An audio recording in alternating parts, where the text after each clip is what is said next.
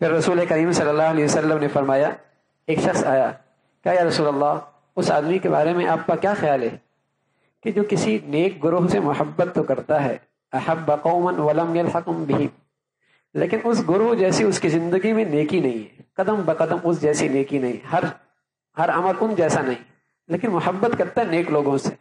تو حضور علیہ الصلوۃ والسلام نے فرمایا المرء مع من احب، آدمی دنیا میں جس سے محبت کرتا ہے کل قیامت میں انہی کے ساتھ اٹھایا جائے گا، انہی کے ساتھ اٹھایا جائے گا. اور آپ علیہ الصلوۃ والسلام کے ایک صحابی فرمانے لگے، صحابہ کو سب سے زیادہ خوشی اس وقت ہوئی جب اللہ کے نبی کی زبان سے یہ ارشاد سنا، المرء مع من احب، آدمی انہی کے ساتھ اٹھایا جائے گا جن سے وہ محبت کرتا ہے. اس لیے کہ صحابہ کو اپنی نبی سے محبت میں ذرہ برابر، ایک رائی کے دانے کے برابر بھی شک نہیں تھا، اس محبت میں بڑے مخلص تھے. تو انہیں اس بات پہ تو فکر تھی کہ پتہ نہیں ہمارے اعمال اور نبی کے اعمال سے کوئی میل بھی کھاتے ہیں یا نہیں کھاتے، اور نبی کی نسبت سے ہمارے اعمال کچھ ہیں بھی صحیح یا نہیں، لیکن تو دل میں نبی کی محبت تھی، اس میں ذرہ برابر بھی تردد نہیں تھا، وہاں دوسری رائے تھی نہیں، دوسری بات تھی نہیں.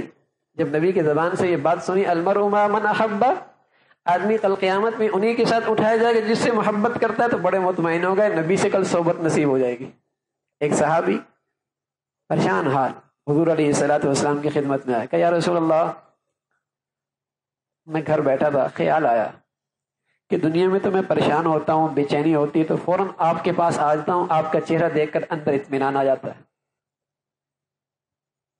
آپ کو دیکھتے ہی سکون آ جاتا ہے. لیکن کل جنت میں آپ اوپر ہوں گے، ہم نیچے ہوں گے، تو ہم آپ سے ملیں گے کیسے؟ اس صحابی نے کچھ ایسے تڑپ کر یہ جملہ کہا، اور واقعی سچا تھا کہ یہاں تو ذرا سی بے چینی ہوتی ہے تو آپ کو دیکھ کر سکون پا لیتے ہیں، وہاں تو آپ اوپر ہوں گے، ہم نیچے ہوں گے، آپ کو دیکھیں گے کیسے؟ جنت میں مزہ کیا آئے گا؟ سبحان اللہ، جنت میں مزہ کیا آئے گا؟ پیارے نبی نے کچھ نہیں کہا، خاموش. اتنے میں قرآن کی آیتیں آ گئیں، اولئک الذین انعم اللہ علیہم من النبیین والصدیقین والشہداء والصالحین. ہاں، جو نبیوں سے محبت کرتا ہے، پیار کرتا ہے، کل قیامت میں اللہ ان کا معاملہ بھی نبیوں کے ساتھ ہی کرے گا، معاملہ بھی ویسے ہی کرے گا. ہاں، یہ بات طے ہے، جب کسی سے سچی محبت ہوتی ہے تو اس کی بات ماننے میں مزہ آتا ہے.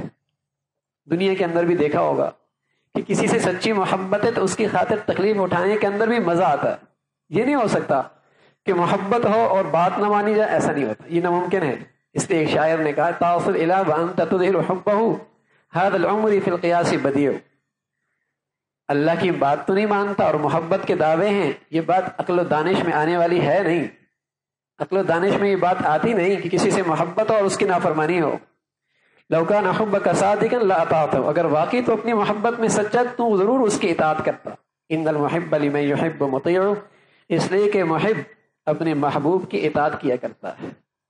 تو محبت کا ایک خاصہ ہے، کسی کو نیک لوگوں سے محبت ہو تو کوشش کرتا ہے اپنا چال ڈھال، اپنا رہن سہن ان جیسے بنا دے.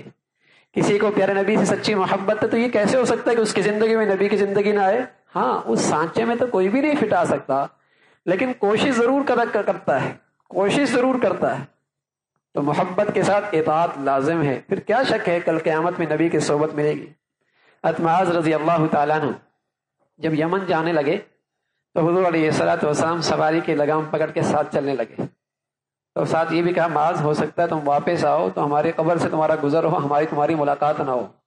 حضور نے اندیشہ ظاہر کر دیا کہ شاید دنیا سے ہم چلے جائیں، اور ہوا بھی یہی کہ معاذ جب واپس آئے تو مدینہ میں حضور کی ذات موجود نہیں تھی اور آپ علیہ الصلوۃ والسلام دنیا سے تشریف لے گئے تھے. لیکن معاذ نے جب یہ جملہ سنا تو آنکھوں سے آنسو آ گئے، آنکھوں سے آنسو آ گئے.